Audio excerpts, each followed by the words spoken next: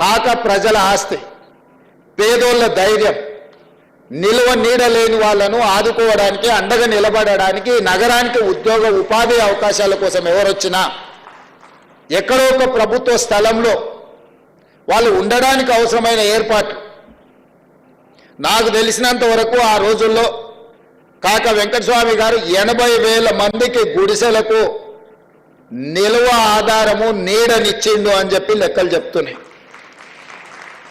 ఇవాళ ఒక్క ఇందిరమ్మ ఇల్లు ఇప్పిస్తేనే 100 సార్లు చెప్పుకుంటాం మనం. లేదా డబల్ బెడ్రూమ్ ఇల్లు ఇచ్చినోడైతే మన జీవితాల్లోనే బాగు చేసినట్టుగా మనకు మొత్తం వండించినట్టు, వార్చినట్టు, తినిపించినట్టు ఇవాళ గొప్పలు చెప్పుకుంటారు. కానీ 80,000 ఇళ్ళు పేదోళ్లకు హైదరాబాదు నగరంలో ఇచ్చిన కాకను మర్చిపోవడం అనేది అది వాళ్ళ బాధ్యత రాహిత్యానికి ఒక ఉదాహరణ. ముందు ఆ కుటుంబంలో బుక్కడు బువ్వ తింటున్నారు అని అంటే అని చెప్పి మనం ఈరోజు మాట్లాడుకోవాల్సిన అవసరం ఉన్నది. ఇదే కాదు, జాతీయ స్థాయిలో పండిత్ జవహర్లాల్ నెహ్రూ గారిని చాచా అంటే తెలుగు రాష్ట్రాలలో అదే స్థాయిలో కాక అని గుర్తింపు ఉన్నది గడ్డం వెంకటస్వామి గారికి. రెండవది, ఎమర్జెన్సీ తర్వాత ఎన్నో విపత్కర పరిస్థితులను ఎదుర్కొని కాంగ్రెస్ పార్టీ తీవ్రమైన రాజకీయ ఒడిదుడుకులను ఎదుర్కొంటున్న సందర్భంలో కాంగ్రెస్ పార్టీ జాతీయ కార్యాలయాన్ని ఎక్కడ పెట్టాలని చర్చ జరుగుతున్నప్పుడు కాక వెంకటస్వామి గారు ఇందిరాగాంధీ గారి దగ్గరికి వెళ్ళి నా ఇల్లునే కాంగ్రెస్ పార్టీ జాతీయ కార్యాలయంగా మార్చండి అని చెప్పి వారు ఇల్లు ఇచ్చిండ్రు.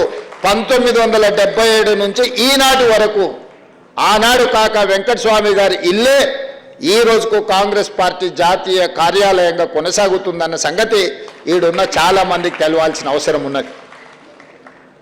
కాక వెంకటస్వామి గారికి ఇందిరాగాంధీ గారి కుటుంబానికి సన్నిహిత సంబంధాలు, కాంగ్రెస్ విధానాలు, సిద్ధాంతాలే కాదు ఆ కుటుంబం మధ్యలో ఒక బలమైన అనుబంధం ఉన్నది.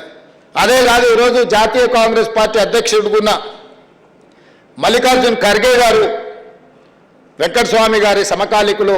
వెంకటస్వామి గారు ఉన్నత స్థాయిలో ఉన్నప్పుడు వారు కర్ణాటక రాష్ట్రంలో కాంగ్రెస్ రాజకీయాలలో మంత్రిగా ఉన్నారు. ఎప్పుడు వారిని కలిసినా, వారు ఎప్పుడు హైదరాబాద్కు వచ్చినా తప్పకుండా వెంకటస్వామి గారిని గుర్తు చేసుకుంటారు. ఆయన చెప్తారు, अरे मैं हमेशा आता था जी हैदराबाद को, कभी भी आए तो चिकड़पल्ली जाके उनके घर में मैं खाना खा के वहाँ से निकलते थे.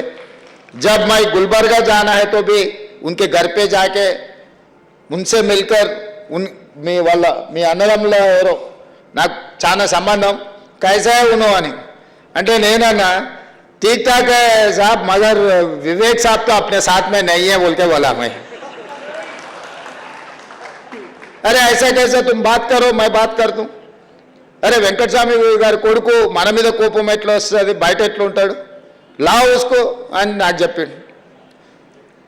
అప్పుడు నేను వివేక్ అన్నాను, సరోజక్కను పోయి కలిసి, వంశీని కలిసి, అయ్యా ఈ కాంగ్రెస్ పార్టీ మీ కుటుంబం మీద కోపం వస్తే బయటకు పోవద్దు, మీరు ఈ కుటుంబంలో ఉండాలి. ఈ కాంగ్రెస్ పార్టీ మల్లికార్జున్ ఖర్గే గారు నాకు చెప్పిండ్రు మీతో మాట్లాడి కాంగ్రెస్ పార్టీకి తీసుకురా అని. మీరు రాండి, ఈ పార్టీలో మనకందరికీ మంచి జరుగుద్ది, ప్రజలకు మేలు జరుగుద్ది, మీకు నాకు మేలు జరిగినా జరగకపోయినా, లాభం ఉన్నా లేకపోయినా తెలంగాణ 4 కోట్ల రాష్ట్ర ప్రజలకు మేలు జరుగుతుంది, మీరందరూ కూడా రావాలి అని చెప్పి వాళ్ళందరినీ కాంగ్రెస్ కుటుంబంలో కలిపి మొన్న జరిగిన ఎన్నికలలో అది శాసనసభ కావచ్చు, పార్లమెంట్ కావచ్చు,